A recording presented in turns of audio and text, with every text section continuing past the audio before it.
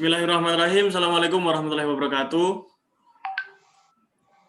Baik, pada malam hari ini saya Arif Faisal akan memandu kalian dalam webinar pengaruh bullying terhadap proses perkembangan peserta didik, yang mana ini merupakan sosialisasi kesehatan mental dari mata kuliah Kesehatan Mental kelompok 4. Dan kemudian langsung saja untuk materi pengaruh bullying terhadap proses perkembangan pada peserta didik ini akan disampaikan oleh Mas Zainal Arifin. Waktu di tempat saya persilahkan.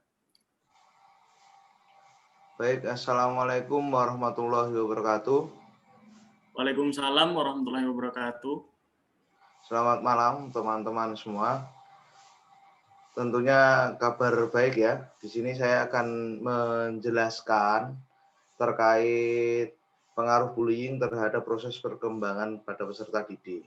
Tentunya sebelum membahas terkait pengaruh bullying, kita harus lebih dahulu memahami apa itu yang namanya bullying. Yaitu bullying adalah gangguan atau ancaman perlakuan tidak sopan dari seseorang yang menganggap dirinya lebih kuat, ini pelaku ya, kepada seseorang yang dianggap lemah atau korban bullying. Gangguan ini bisa bersifat psikis, fisik, atau bahkan keduanya.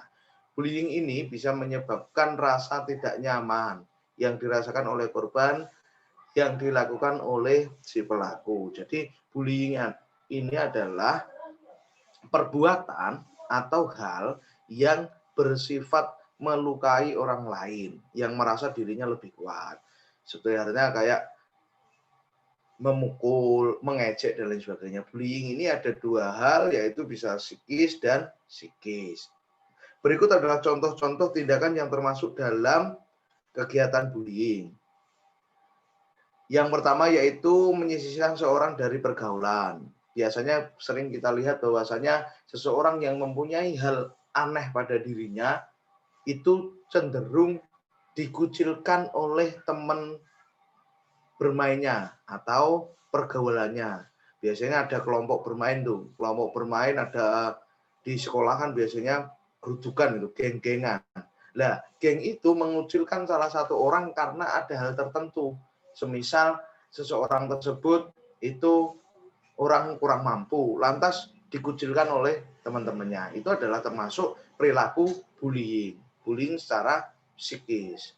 Yang selanjutnya ada penyebaran gosip, membuat julukan bersifat ejekan. Nah ini yang sering kita temukan di sekeliling kita atau di sekolahan, yaitu menyebarkan gosip. Contoh ini, cah kae lo, kemarin itu gini, gosip-gosip yang buruk.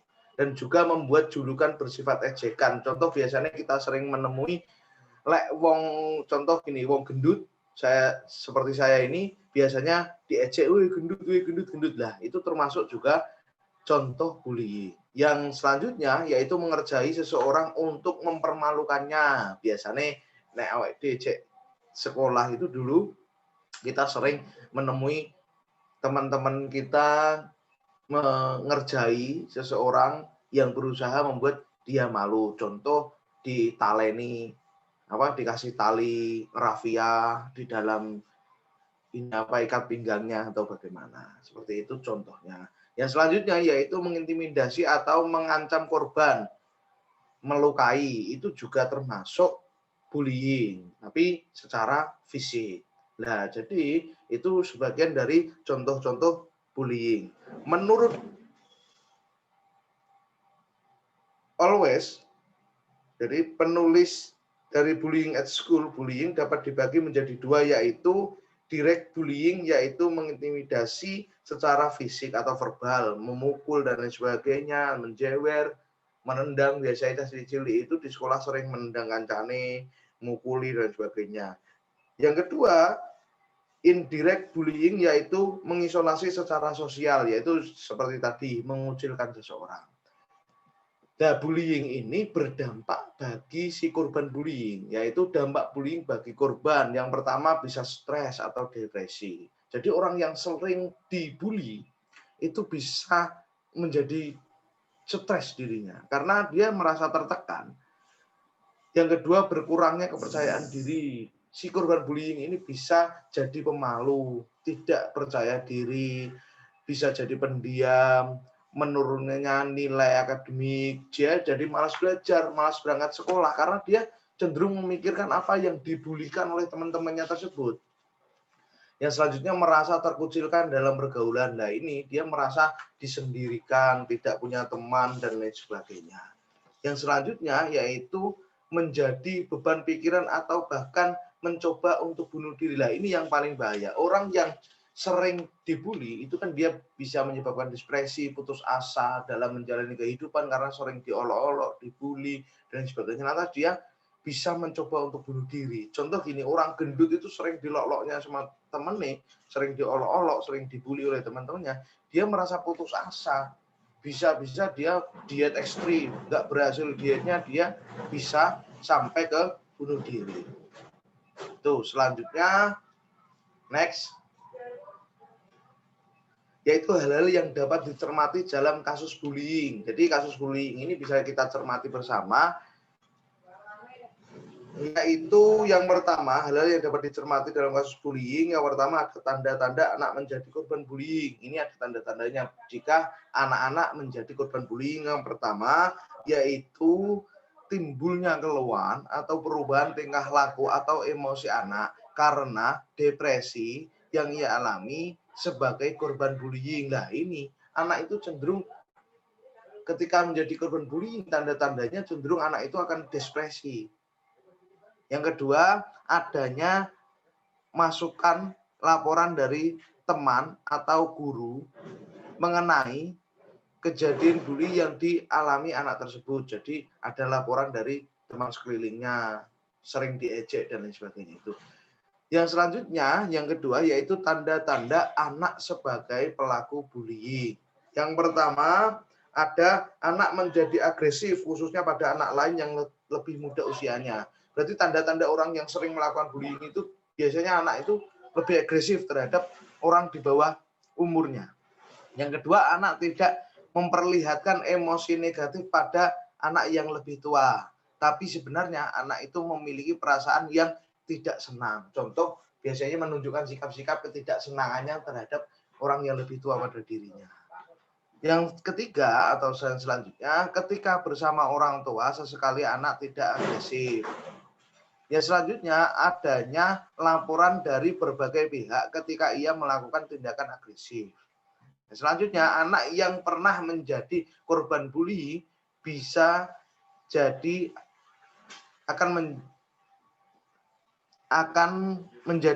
pelaku bullying. Jadi anak yang pernah dibully atau pernah mengalami pembulian dari teman-temannya itu bisa jadi juga di kemudian hari dia sebagai pelaku bullying terhadap orang lain. Gitu. Selanjutnya terkait bullying, yaitu faktor-faktor penyebab bullying. Ada faktor keluarga. Jadi keluarga ini sangat penting mempengaruhi proses bullying. Contoh seperti ini. Faktor keluarga itu bisa menjadi penyebab bullying.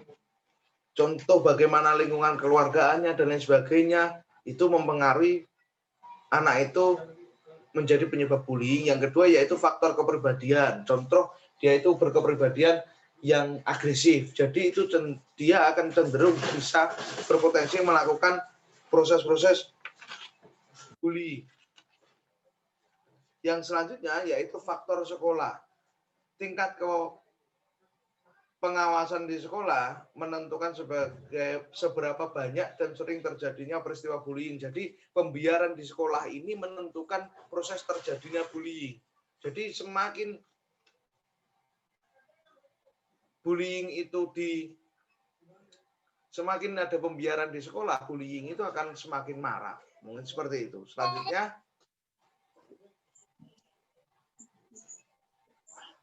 Selanjutnya, moderator, operator, selanjutnya.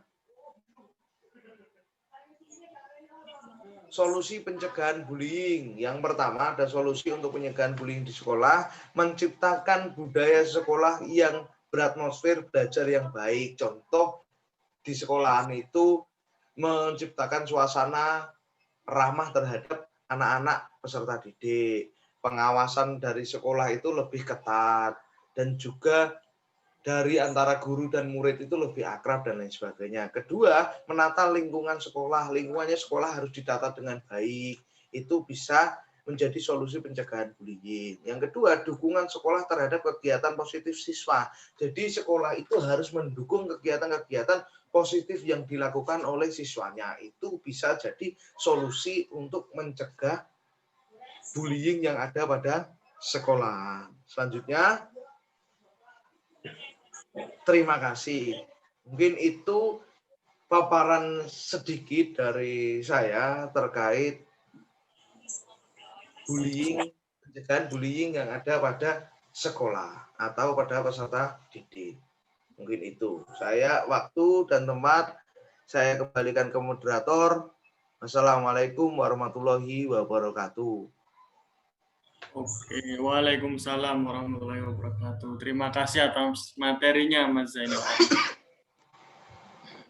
Jadi bullying itu merupakan tindakan ancaman yang dilakukan oleh seseorang yang ditujukan pada orang lain, dan bentuk-bentuk daripada bullying itu tadi juga bermacam-macam dan dampaknya pun juga sangat berbahaya, mulai dari dia depresi bahkan sampai juga bunuh diri.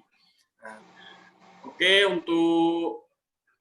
untuk mempersingkat waktu dari webinar ini, mungkin dari teman-teman ada pertanyaan. Kalau ada, silakan untuk bertanya.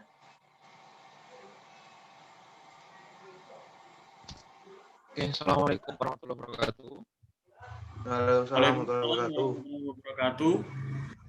Oke, nama saya Kadi Kunuhat. Saya ingin bertanya kepada pemateri. Oke, boleh nggak? Siap. Ya. Oke. Pertanyaannya sangat mudah.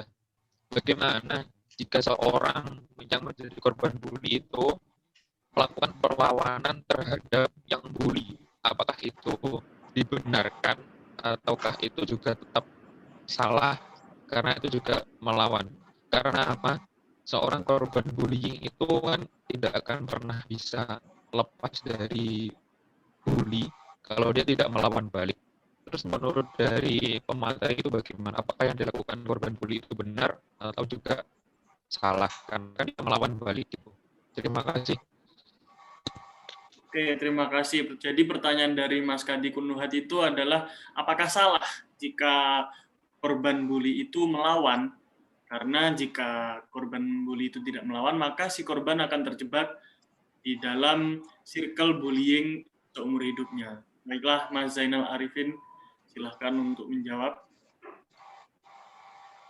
Baik, terima kasih pertanyaannya.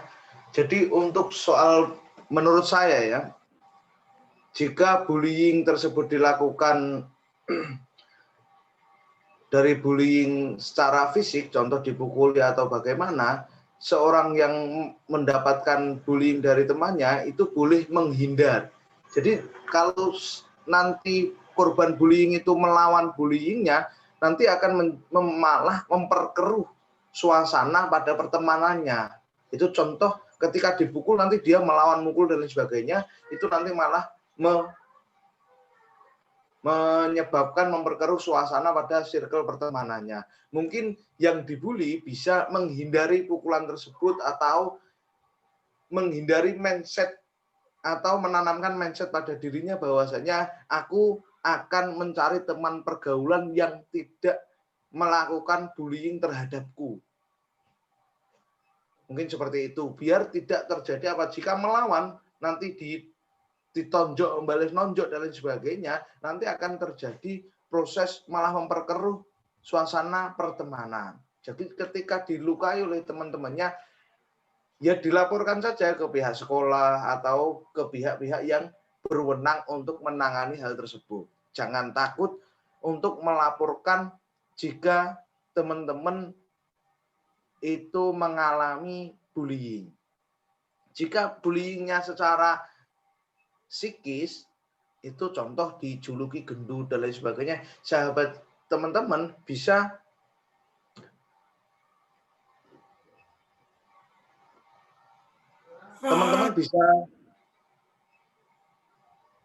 mengatasinya itu dengan cara menanamkan mindset terhadap teman-teman yang terkena imbas dari bullying, yaitu wah gendut ya nggak apa-apa, yang penting kan sehat dan lain sebagainya. Mungkin seperti itu untuk menangkal. Mungkin seperti itu, Tor. Oke, terima kasih Mas. Siap. Oke. Ada pertanyaan lagi dari yang lain? Saya mau bertanya, boleh moderator? Oh, silahkan Mas Rizwai. Tadi kan disebutkan bahwasanya dalam sebuah pertemanan itu kan ada yang namanya biasanya panggilan akrab. Nah, kalau biasanya itu seperti halnya julukan gitu. Misal saya berteman dengan Mas Ari dan Mas Ari itu orangnya kecil. Nah, itu saya panggil cungkring gitu. Nah, hal yang seperti itu biasanya termasuk bullying apa tidak? Mungkin bisa dijelaskan. Pertanyaan dari Mas Rizwai itu ketika seseorang itu sudah akrab dengan temannya, bahkan itu sangat akrab, bisa dibilang levelnya itu sudah sahabat, bukan lagi sebatas teman. Biasanya itu mereka memiliki panggilan sayang atau julukan. Nah, dari julukan atau panggilan julukan, mungkin kurang panas jika disebut dengan panggilan sayang. Dari julukan tersebut, apakah itu termasuk dari perilaku bullying? Mungkin ya bisa dijelaskan oleh Mas Zainal Arifin. Silahkan. Baik, terima kasih moderator dan juga Mas Rizwai atas pertanyaannya. Ya, fenomena itu banyak terjadi di sekitar kita atau banyak terjadi juga di sekolah. Jika teman-temannya nongkrong itu biasanya cenderung ngasih julukan-julukan terhadap temannya. Contoh kalau gendut dipanggil dut, kalau kurus dipanggil kring, cungkring, atau bocil atau bagaimana. Nah, jika julukan itu mengarah hal yang negatif, hal yang buruk atau hal yang bersifat ejekan, itu tetap dikatakan sebagai bullying karena hal yang diungkapkan dari temannya meskipun itu sudah akrab sekalipun ketika itu masih berbau negatif atau masih mengarah kepada ejekan itu juga termasuk bullying. Maka itu yang sering tidak disadari oleh teman-teman. Jika terlalu akrab lantas teman-teman merasa aku nggak apa-apa lah manggil temanku seenaknya aku saja. Biasanya dipanggil sebagai julukan-julukan hewan. Nah, gendut celuk. Contoh, minta maaf, babi atau bagaimana. Itu kan juga melukai. Tapi jika julukan-julukan itu julukan positif, contoh julukan-julukan yang baik, itu juga tidak masalah, itu malah lebih baik gitu. Kalau julukan itu mengarah kepada julukan-julukan yang konotasinya negatif, itu juga termasuk proses bullying meskipun akrab sekalipun. Dulu ada sahabat-sahabat Nabi juga mempunyai julukan masing-masing, tapi juga julukan itu sesuai dengan karakternya dan julukan yang positif. Bukan julukan-julukan saat ini, julukan-julukan yang negatif. Apapun itu jika mengarah kepada negatif, meskipun akrab atau bagaimana, itu juga termasuk proses bullying. Bahkan guru sekalipun dengan muridnya itu memberi julukan yang negatif, itu juga termasuk proses bullying. Mungkin seperti itu, Mas Rizwai. Oke, jadi kurang lebih panggilan akrab itu tergantung dari konotasinya apakah itu negatif ataupun positif. Jika panggilan akrab tersebut negatif, maka itu tetap saja merupakan perilaku bullying. Nah, kalau julukannya itu positif, sesuai dengan kelebihan dari si teman akrab kita, maka itu merupakan panggilan akrab yang sesungguhnya. Begitu Mas Rizwai. Mungkin ada sanggahan atau tambahan dari Mas Rizwai?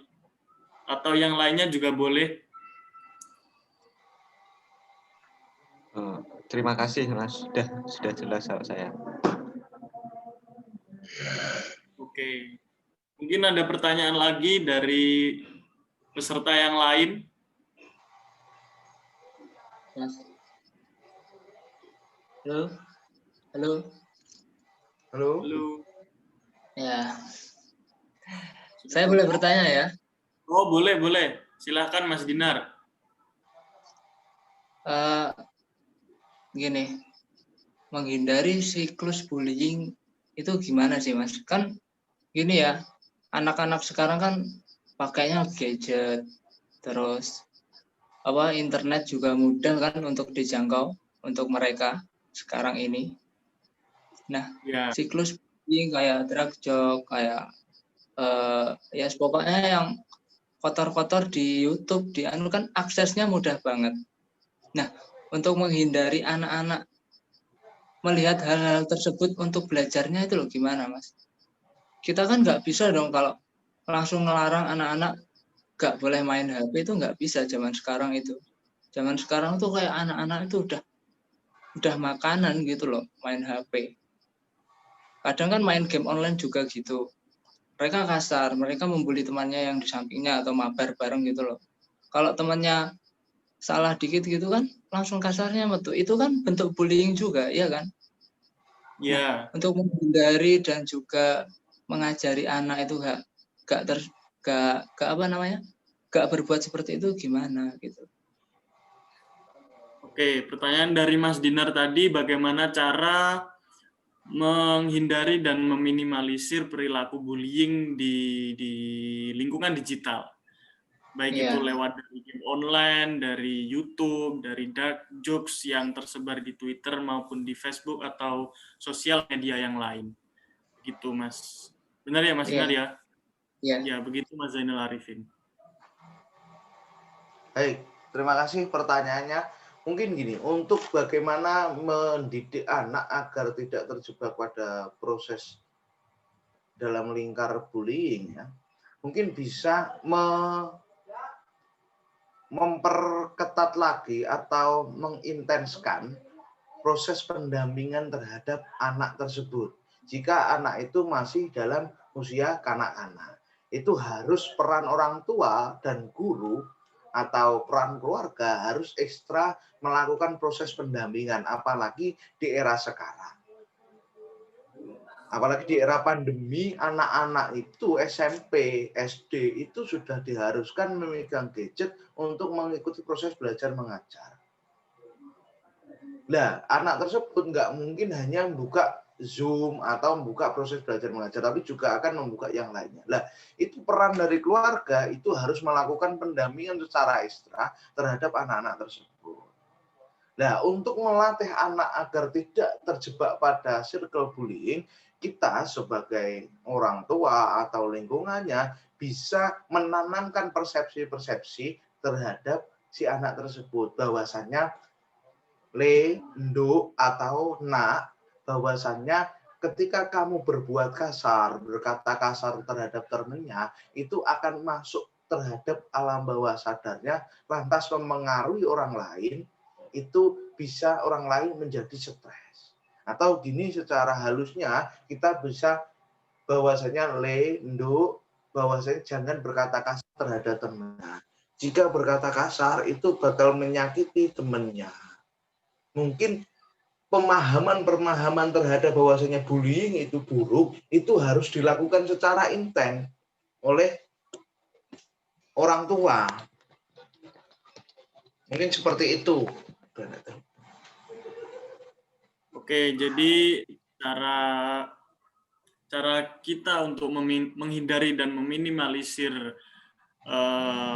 bullying di lingkungan digital itu dengan cara memperketat akses kita dalam digital dari lingkungan keluarga. Terus kita juga harus intens dan konsisten dalam memberikan pendidikan bahwa bullying itu tidak boleh, karena itu akan berdampak buruk untuk si pelaku bullying ataupun si korban bullying. Begitu Mas Dinar. Ada tambahan atau feedback yang lainnya Mas Dinar? atau yang lain juga bisa. Cukup Mas. Wes. Terima kasih Mawon. Ya, ada lagi yang ditanyakan? Cukup, Tor. Oke, baik. Karena sudah tidak ada pertanyaan lagi, saya tutup webinar pengaruh bullying terhadap proses perkembangan peserta didik, yang mana bullying ini harus ditekan semaksimal mungkin agar peserta didik di Indonesia itu dapat tumbuh dengan baik, karena bullying itu berpengaruh negatif, sangat buruk sekali untuk peserta didik di Indonesia. Baik, terima kasih atas partisipasinya untuk peserta dan mohon maaf untuk segala kesalahan. Akhir kata, Assalamualaikum warahmatullahi wabarakatuh. Waalaikumsalam warahmatullahi wabarakatuh. Waalaikumsalam.